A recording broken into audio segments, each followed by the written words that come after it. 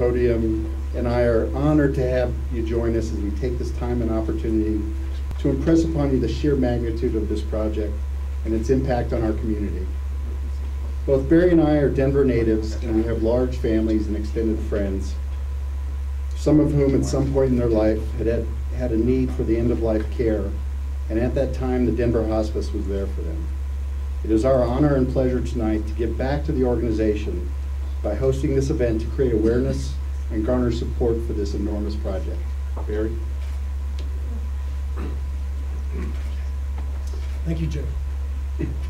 In the many months in which we've been planning this event, one of my lifelong friends suffered a cancer relapse. He and his family found themselves in need of the care and the resources provided by the Denver Hospice. Dr. Ken Weiner and I go back all the way to elementary school. We grew up together, and we watched our kids and one another's kids do the same. He touched many, many lives over the years as one of Denver's top gastroenterologists. When he passed away, it was written in his obituary that he tried to heal the world with laughter and love. And that's true, he was a great man. And he gave all the way until the end. In late August, when Ken was in his last days battling colon and lung cancer, the Denver Hospice was there for my friend, for his wife Lori, and for his 3 beautiful kids. He helped them remain strong. Lori's here tonight. She's a guest.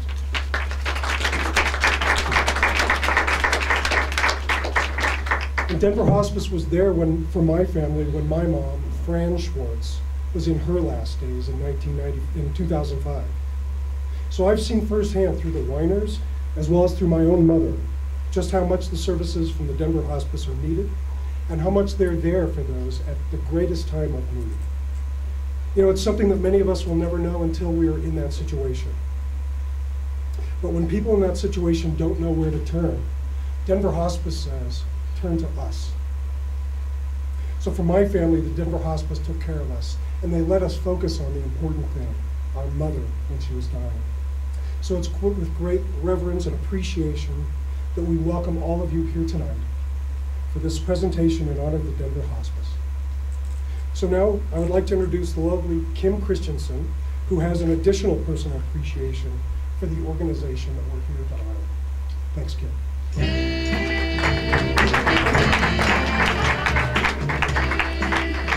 How about that? I didn't know I had a theme song even. That was very nice, and I really am very, very happy to be here. Thanks to Barry and Jay and really all of you for many, many reasons. And barely made it, need a little helicopter to get from the station here because of the traffic downtown, but it's lovely here, and this is such an important evening for so many different people. But we are going to unveil the plans for the Denver Hospice state-of-the-art inpatient care facility at Lowry. And as many of you know, I think most of us have a story related to hospice, and my sister and I, of course, do, related to our grandmother. Everyone has a story in this room, and we make so much about how, you know, babies enter this world and the celebrations surrounding it.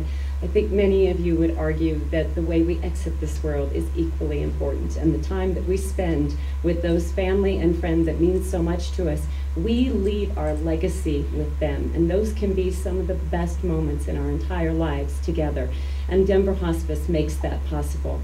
My sister, I am so, so proud of her, and we are like this, so much so we both wore purple today, we didn't even know it, is Carrie Christensen, and I'm sure many of you have met her, but 2 years ago, she found a wonderful new profession, the home at the Denver Hospice, where she is a major gifts officer, and I'm so proud of her. I think most of us strive all of our lives to do something that we find very rewarding, and nothing is more rewarding than working in Denver Hospice and hearing the stories that she tells me every day. I cry many happy tears hearing some of the stories that she shares, but I know that she knows in this career, she really has something where she knows she is leaving and making a difference every day. So I'm very proud, and I'm so glad that she's here and that she has helped me learn more about the wonderful lives that have been touched by Denver Hospice.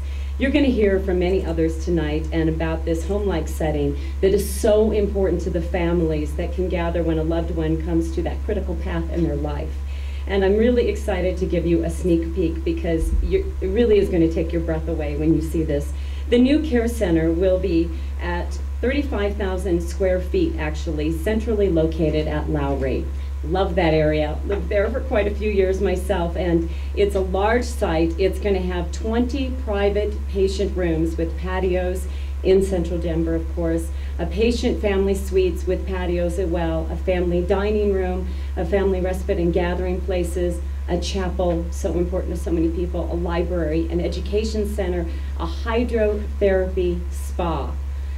This is incredible. The setting will be beautiful with a memorial wall and walkways, as well as memorial gardens and fountains. Construction is expected to begin next month, so we know that you can't wait to see firsthand this state-of-the-art facility because it opens in early 2011. So that's going to move quickly. We have an aerial rendering of what the facility will look like once it is built in Lowry at East Lowry Boulevard and United Parkway, and just kitty corner to that baseball area, the Lowry Fields. We all know that area really well. It's a wonderful area. And we also have a look inside the facility, starting with a patient room designed to be very warm and home-like, warm feeling. In this rendering, you can see the beautiful decor and the natural lighting as well. We're also going to show you a view of what the great room will look like. Again, very inviting, cozy, great place for guests to visit. And our last rendering is of the day room. And in this view, you can see it's just the ideal place to spend time, play a game of cards, or just sit by the fire and reflect a little bit. And now I am so proud to introduce, because he made it here right on time, Mayor John Hickenlooper, who's going to tell us what this facility really means to the city of Denver.